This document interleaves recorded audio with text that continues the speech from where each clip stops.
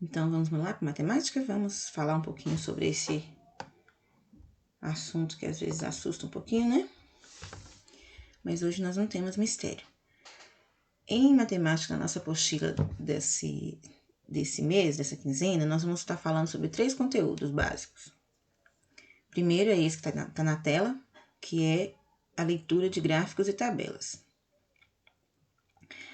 Vocês estão observando aqui, esse gráfico, né? Ele é composto aqui por uma coluna e pelas linhas, tá vendo? As colunas, né? Aqui montadinhas de cores diferentes. E as linhas aqui representadas pelos números, tá vendo? Indica a quantidade do que eu quero saber nesse gráfico, que nesse caso aqui é o crescimento da população indígena segundo o seu domicílio. Por que nós escolhemos esse gráfico?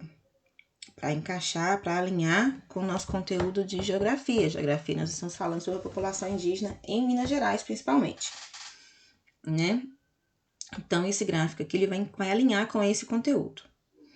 Nós observamos que esse gráfico é composto por 3 cores: azul, laranja e cinza. A barrinha azul, ela representa os indígenas que vivem na zona rural. A laranja também representa algo aqui, ó, que eu não vou ficar lendo tudo, senão eu vou acabar dando a resposta de algumas perguntas aí para baixo, né? Mas a gente tem que observar o gráfico com muita atenção, para a gente poder entender as informações contidas nele. Por exemplo, como tem aqui os nossos valores numéricos, né? As quantidades, tudo direitinho. A gente tem que observar essas linhas que representam esses valores. Como o gráfico ele tem esse formato, né? Assim, o visual dele é diferente, né? Não sei se é correto dizer 3D nesse caso, mas ele é essa voltinha que dá nele aqui, ele dá uma confundida às vezes na gente. Então, a gente tem que observar de onde a linha está saindo para a gente saber qual o valor que essa linha representa, né? Por exemplo, aqui o valor de 100 mil. Esse valor sai aqui, ó, e essa segunda linha. Aí a gente vai observar. Como eu falei, né, do azul, que é a quantidade de indígenas que vivem na zona rural, aqui tá falando do ano, referente ao ano 1991, ao ano 2000 e o ano de 2010, tá? Então, ele faz referência a esses 3 anos. Esse gráfico, ele está se referindo a esses 3 anos, para a gente ver o crescimento. O que aconteceu com esses indígenas nesse período? Eles cresceram, a quantidade diminuiu, eles continuam vivendo na zona rural, eles foram para a zona urbana. A gente precisa, esse gráfico, ele resume essas informações de uma forma que a gente possa visualizar. Então, aqui, lá em 91, o nosso gráficozinho azul, nossa coluna azul, ela está aqui, ó, alinhadinho com essa terceira linha, que é a linha que está se referindo à quantidade de 200 mil, né? 200 mil indígenas viviam na zona rural nessa época, em 1991. E aí depois, a quantidade cresceu ou diminuiu? Vocês vão observar. E depois, em 2010, e aí, o que aconteceu? Cresceu mais, diminuiu mais? O que aconteceu com essa população? Então, observando aqui, a gente pode ver essa mudança. Só que tem alguns que o número não está alinhadinho, assim, a coluna não está alinhadinha na linha igual que o de 91, não, o azul de 91, não. Tem alguns que tá no meio, igual aqui, ó, esse cinza de 1991, ele não tá alinhadinho. Então, a gente tem que, né, parar para pensar. O cinza, ele está entre o número 300 mil e o 200 mil. Que número será que está entre esses dois aqui? Não é metade de 300 mil, não, viu? É o número que está na reta numérica lá. A gente colocaria 300 mil, 200 mil.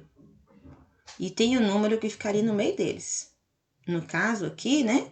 A gente tinha que observar para ver que número seria esse. É isso que eu quero que vocês descubram nas perguntas que vão ter lá embaixo, né? Pode ser que vocês precisam saber isso. Então, observem. Não vai pelo mais perto, não. Ah, tá mais perto da linha de cima, tá mais perto da linha de baixo. Não, vamos ter o meio como referência. Se não está alinhado nem com um nem com o outro, nós vamos ter o meio como referência, ok? E aí eu quero que vocês descubram o valor desse meio aí, tá? Lembrando que não é a metade do valor de cima, não. E nem o dobro do valor de baixo. É o número que está entre os dois, ok? E aí tem algumas perguntas que vocês vão responder sobre esses gráficos, sobre esse gráfico especificamente, tá? Vai precisar fazer algumas continhas, não tem jeito. E depois, o nosso segundo assunto dessa apostila é esse aqui, ó. Nós vamos começar a trabalhar com números muito grandes, que é a classe dos bilhões, tá? A classe dos bilhões, como a gente tem nosso primeiro exemplo aí, ó, nós temos uma lista de países, dos países mais populosos do mundo. Essa lista não está atualizada, é de 2010, né? Mas era para a gente ter uma noção e para poder introduzir o nosso assunto.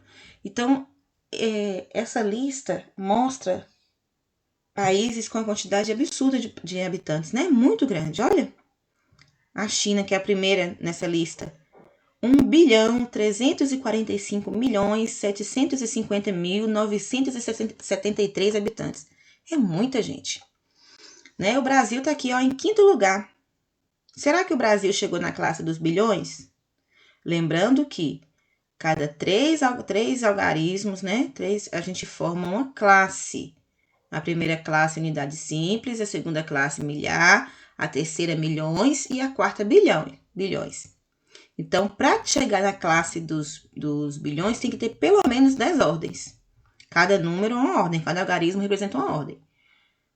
Unidade, dezena, centena, unidade de milhar, dezena de milhar, centena de milhar. Unidade de milhão, dezena de milhão, centena de milhão. Aí tem que ter pelo menos a unidade de bilhão para poder entrar na classe dos bilhões. Então, nós vamos trabalhar com esses números grandes, tá?